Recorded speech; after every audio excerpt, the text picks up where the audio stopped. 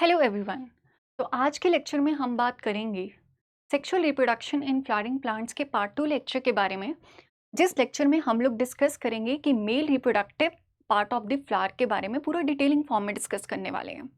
जैसे हमने पिछले वाले लेक्चर में हम लोगों ने डिस्कस करा था कि फ्लावर का बेस पूरा क्या होता है, फ्लावर के अंदर कितने पार्ट्स होते हैं, उनके बारे में पूरी डिटेलिंग हमने डिस्कस कर ली।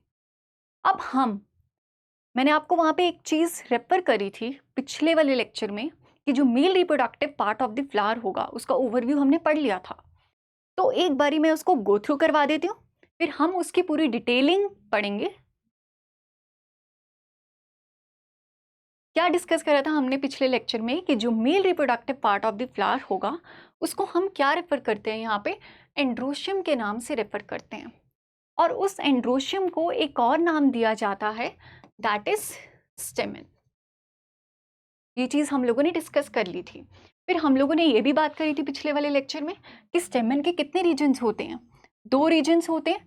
पहला रीजन कौन सा होगा आपका, फिलामेंट वाला रीजन। दूसरा रीजन कौन सा होगा आपका, एंथर वाला रीजन होता है। तो जो आपका फिलामेंट वाला रीजन होगा, वो फिलामेंट वाला रीजन किसके साथ जुड़ा होता है, थैलेमस के साथ जुड़ा होता है। वो किसके साथ जुड़ा होगा, थैलेमस के साथ जुड़ा होगा। सेकेंड हमने रीजन की बात करी थी, एंथर रीजन। एंथर रीजन क्या होती है, बाइलोब शेप की होती है। और वो बाइलोब शेप जो होगी,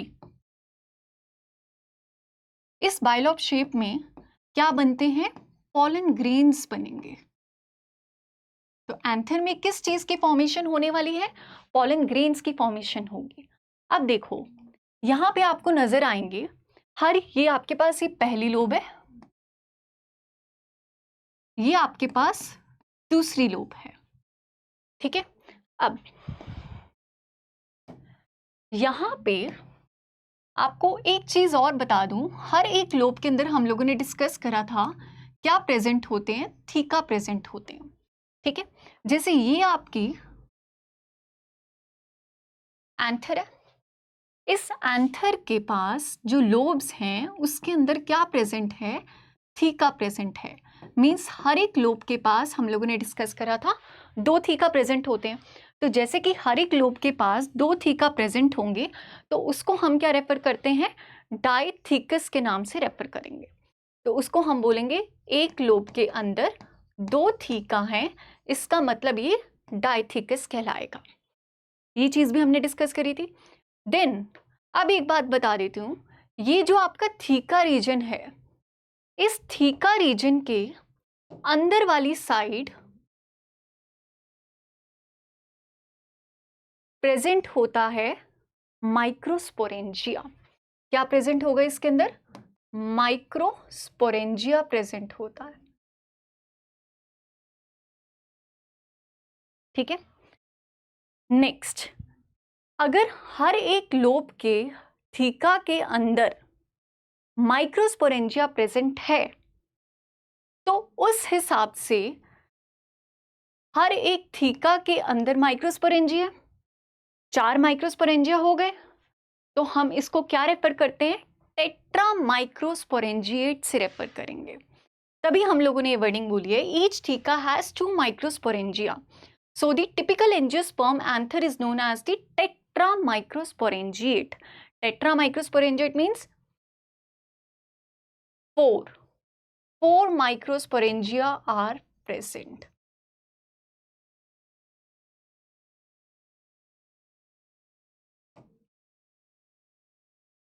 नेक्स्ट चीज हम बात करते हैं, ये आपका पहला माइक्रोस्पोरेंजिया, ये आपका दूसरा माइक्रोस्पोरेंजिया, ये आपका तीसरा वाला है, ये आपका चौथा वाला माइक्रोस्पोरेंजिया। और देखा जाए तो इसके बाहर वाली जो ये है, ये क्या है, आपकी लोब है। ये है आपकी लोब्स। ठीक है। अब यहां पे इस माइक्रोस्पोरेंजिया के बाहर पतली सी लाइनिंग प्रेजेंट होती है, जिसको मैंने क्या रेफर करा था अभी आपको थोड़ी देर पहले, थीका के नाम से रेफर किया था। अब इस हर एक माइक्रोस्पोरेंजिया के अंदर प्रेजेंट होते हैं पॉलन ग्रेन्स। तो किस चीज की फॉर्मेशन होगी, यहां पर पॉलन ग्रेन्स फॉर्मेशन होगी। तो हर एक माइक्रोस्पोरेंजिया क्या बनाएगा यहाँ पर? पॉलन ग्रेन्स बनाने वाला है यहाँ पे। तो अब हम बात करेंगे कि कैसे पॉलन ग्रेन फॉर्मेशन होती है माइक्रोस्पोरेंजिया में, उसके बारे में डिस्कस करेंगे। लेकिन उसको डिस्कस करने से पहले आपको माइक्रोस्पोरेंजिया का पूरा डिटेलिंग फॉर्म पता होनी चाहिए कि उसकी डिटेलिंग फॉर्म है क्या, उसके अंदर कौन कौन सी लेयर्स प्रेजेंट है और हर एक लेयर का फंक्शन क्या है वो आपको नॉलेज होनी चाहिए। तो इसके बारे में अब हम लोग डिस्कस करते हैं। तो ये है आपका structure of microsporangia.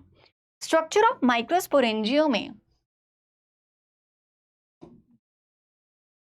4 layers present होती है। तो माइक्रोस्पोरेंजियम के पास कितनी लेयर्स प्रेजेंट होंगी? 4 लेयर्स प्रेजेंट होंगी। एंड उनमें से जो पहली लेयर होती है उस फर्स्ट लेयर को हम क्या बोलते हैं? एपिडर्मिस का नाम देंगे। उस एपिडर्मिस का जो फंक्शन होगा, it is protective in function, ये प्रोटेक्ट करेगा। नेक्स्ट लेयर आ जाएगी आपके पास endothecium layer. It is first one epidermis, second one is the endothecium layer, third one will be the middle layer। जो मिडल लेयर होगी वो आप हमेशा याद रखोगे कौन से सेल से बनी होती है? पैरेनकाइमेटस सेल से बनी होगी। एंड मिडल लेयर कम से कम 1 to 6 लेयर्स की बनी होती है फर्दर। और जो आपकी फोर्थ लेयर होगी दैट विल बी टेप्टम। टेप्टम का नाम जब बोला जाता है तो हमेशा यही वर्डिंग बोली जाती है कि ये एक ऐसी लेयर होती है जो पॉलन ग्रेन को नरिशमेंट प्रोवाइड करेगी। पहली चीज, पहला मेन फंक्शन जो आप याद रखोगे, इट विल प्रोवाइड नरिशमेंट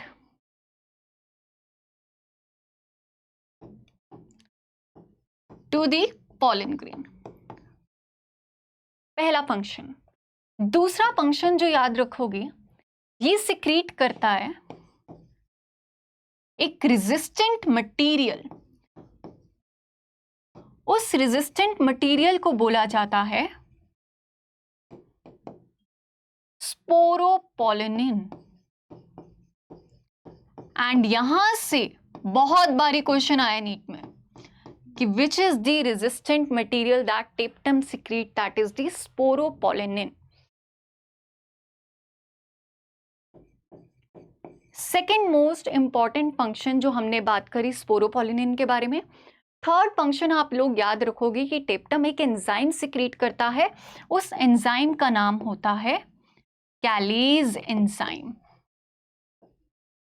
और कैलेज एंजाइम कहां पे यूज्ड होगा उसके बारे में हम लोग डिस्कस करेंगे in the process of the microsporogenesis.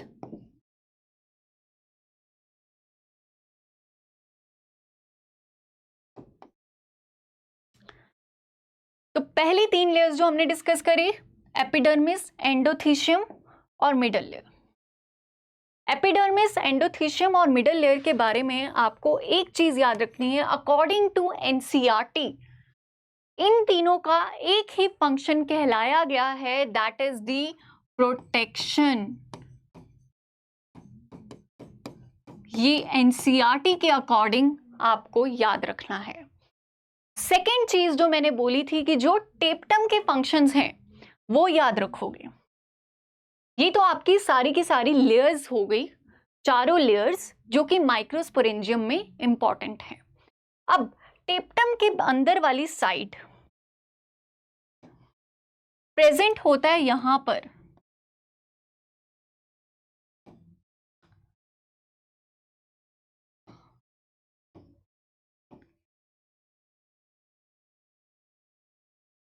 It is a tissue जिसको हम बोलते हैं स्पोरोजेनस टिश्यू। और ये जो स्पोरोजेनस टिश्यू है वो कौन से सेल्स से बना हुआ है? MMC, that is microspore mother cell.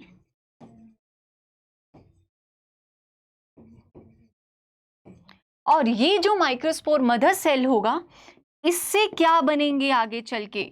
Pollen grains बनने वाले हैं। And that is the process of the microsporogenesis. तो इस स्लाइड में एक बार फटासा क्विक रिवीजन ले लेते हैं, फटाफट सा क्विक रिवीजन ले लेते हैं हम इसमें। हमने जस्ट इतनी बात करी कि जो 4 लेयर्स होती हैं कौन कौन सी, एपिडर्मिस, एंडोथीशियम और मिडल लेयर। फिर आ जाती है आपकी टेप्टम, जिसके बारे फंक्शनिंग के बारे में हम लोगों ने डिस्कस कर लिया। पहली 3 का क्या है, प्रोटेक्शन प्रोवाइड करना। जो चौथी लेयर है उसका बहुत इंपॉर्टेंट रोल है माइक्रोस्पोरोजेनेसिस में भी, और ये रेजिस्टेंट मटेरियल सिक्रीट करता है स्पोरोपोलेनिन, जो आगे चल के पोलन ग्रेन का स्ट्रक्चर बनाएगा। ठीक है, नेक्स्ट हमने बात करी इन चारों लेयर्स के अंदर वाली साइड एक टिश्यू प्रेजेंट होता है, उस टिश्यू को हम बोलते हैं स्पोरोजेनस टिश्यू। और ये जो स्पोरोजेनस टिश्यू होगा ये कौन से सेल से बना होता है, माइक्रोस्पोर मदर सेल से बना होता है। और ये जो माइक्रोस्पोर मदर सेल होगा यही आगे चल के किस चीज की फॉर्मेशन कराने वाला है, पोलन ग्रेन की फॉर्मेशन कराएगा। तो अब हमारा मेन प्रोसीजर शुरू होता है कि पोलन ग्रेन फॉर्मेशन होती कैसे है। तो उसके लिए हम डिस्कस करेंगे माइक्रोस्पोरोजेनेसिस प्रोसेस। लेकिन उससे पहले मैं आपको बता दूं, जितना भी हम लोगों ने डिस्कस करा है ये आपकी एनसीईआरटी का डायग्राम है पूरा का पूरा, ये आपकी पूरी एनसीईआरटी का डायग्राम है। यहां पर ये जो आपको नजर आ रहा है ये आपके पास है मैच्योर एंथर, और इस मैच्योर एंथर में आपके पास ये लेयर्स नजर आ रही हैं। पहली लेयर कौन सी आ रही है आपके पास, epidermis, then second endothecium, third middle layer, फिर उसके बाद फोर्थ हम लोगों ने कौन सी बात करी थी, टेप्टम की। तो ये जितनी मैंने अंडरलाइन करी है वो कौन कौन सी हैं आपकी माइक्रोस्पोरेंजिया की 4 लेयर्स हैं जो हम लोगों ने डिटेल फॉर्म में डिस्कस कर चुके हैं, ये आपके एनसीईआरटी में डायग्राम दे रखा है। ठीक है, देन हम लोगों ने बात करी थी कि यहां पर एक टिश्यू भी प्रेजेंट होता है जिसको हम बोलते हैं स्पोरोजेनस टिश्यू। और वो स्पोरोजेनस टिश्यू कौन से सेल से बना होता है, जहां हमने डिस्कस करा था, it is made up of the microspore mother cell. तो ये आपका एनसीईआरटी लेवल से भी कवर हो गया, नीट लेवल से भी कवर हो गए क्वेश्चंस। अब हम डिस्कस करते हैं the process of the microsporogenesis, it means the formation of the pollen grains की कैसे होती है।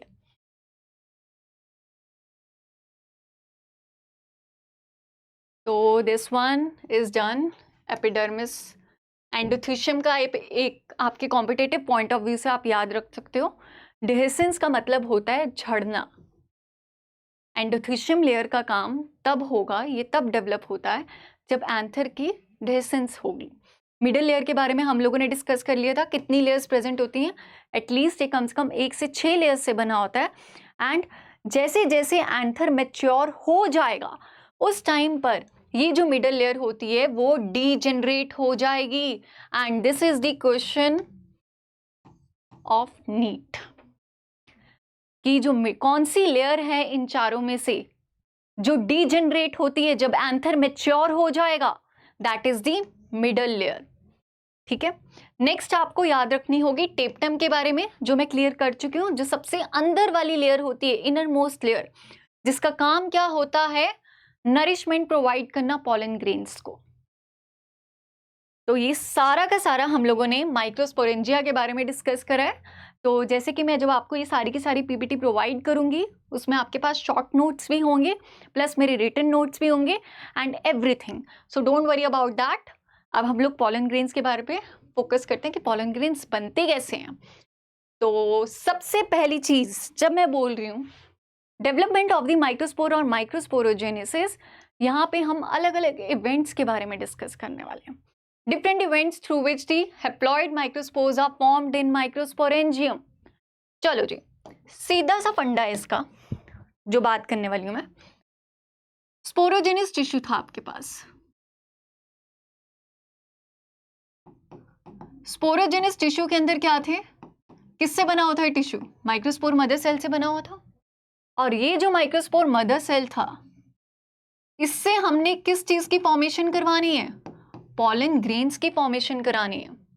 तो when there will be the formation of the pollen grains from the microspore mother cell, this process is known as the microsporogenesis।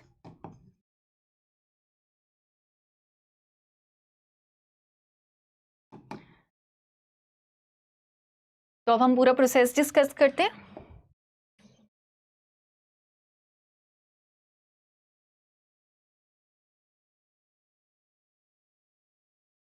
सबसे पहली चीज जो आपके माइक्रोस्पोर मदर सेल होगा वो हमेशा डिप्लॉयड स्टेट में होता है। आपका ये जो माइक्रोस्पोर मदर सेल होगा वो हमेशा डिप्लॉयड स्टेट में प्रेजेंट होता है। तो सबसे पहले माइक्रोस्पोर मदर सेल की क्या होती है, मियोसिस 1 होगी।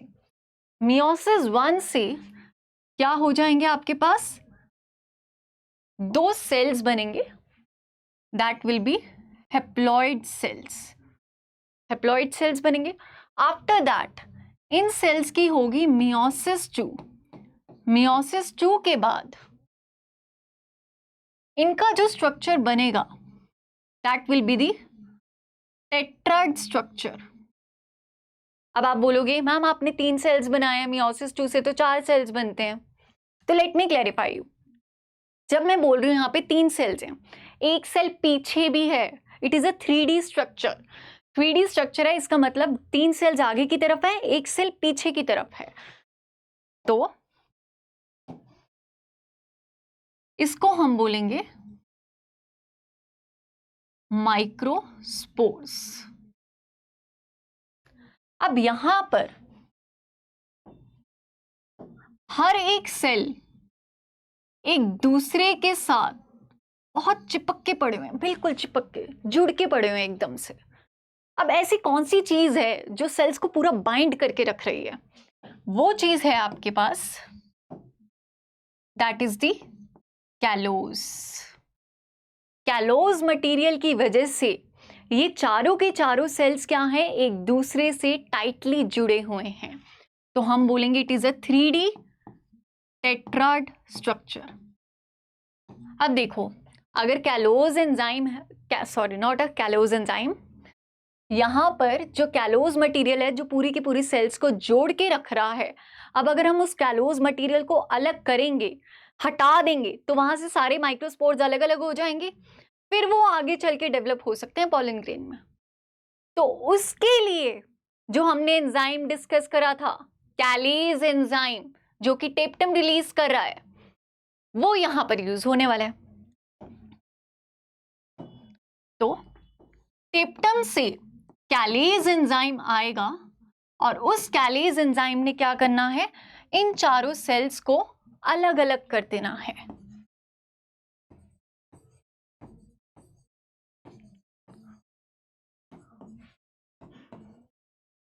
फिर ये आगे चल के माइक्रोस्पोर्स किस में डेवलप हो जाएंगे, आगे चल के ये माइक्रोस्पोर्स डेवलप हो जाएंगे पॉलन ग्रेन्स में।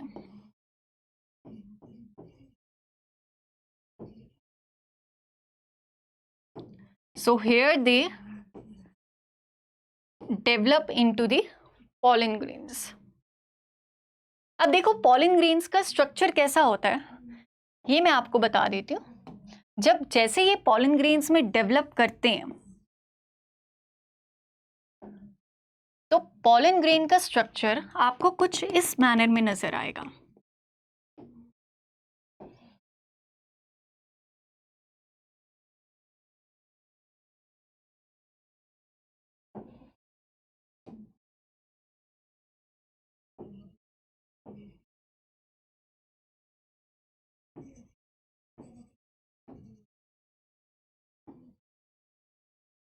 अब बोलोगे तो मैम आपने क्या बना दिया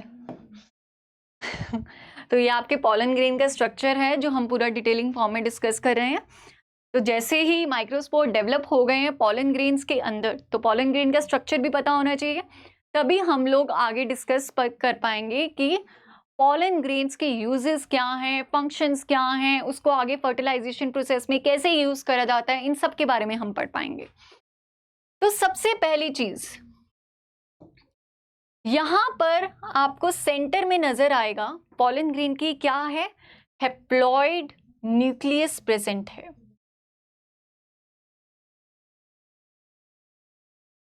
और जो इसकी अंदर वाली लेयर आपको नजर आ रही है that is intine.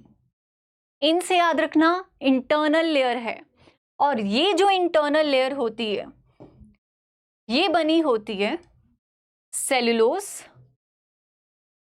Plus pectin से।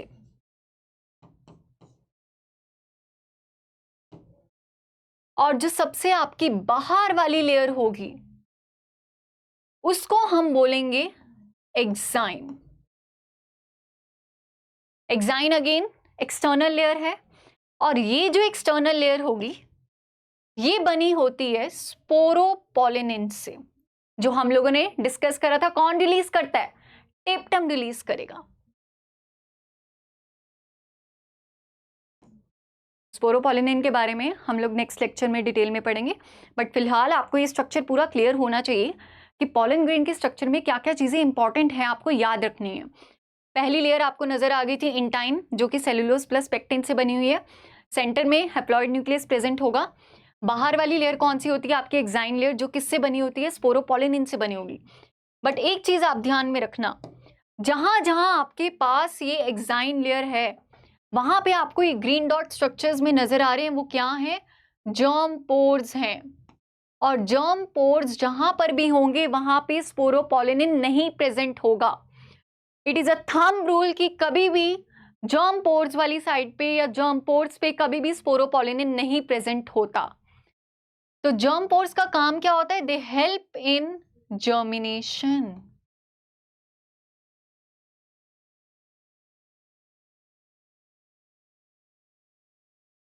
तो ये आपका पूरा का पूरा स्ट्रक्चर हम लोगों ने डिस्कस करा पॉलन ग्रेन का।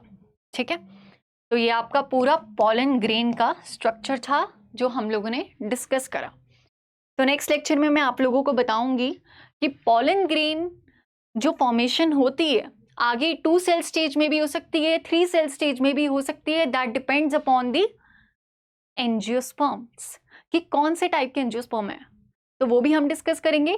अदरवाइज हम उसके यूजेस भी डिस्कस करेंगे, एंड इंपॉर्टेंट चीज जो होगी फर्टिलाइजेशन में कैसे रोल प्ले होता है वो भी डिस्कस करेंगे, और साथ में फीमेल भी शुरू कर देंगे।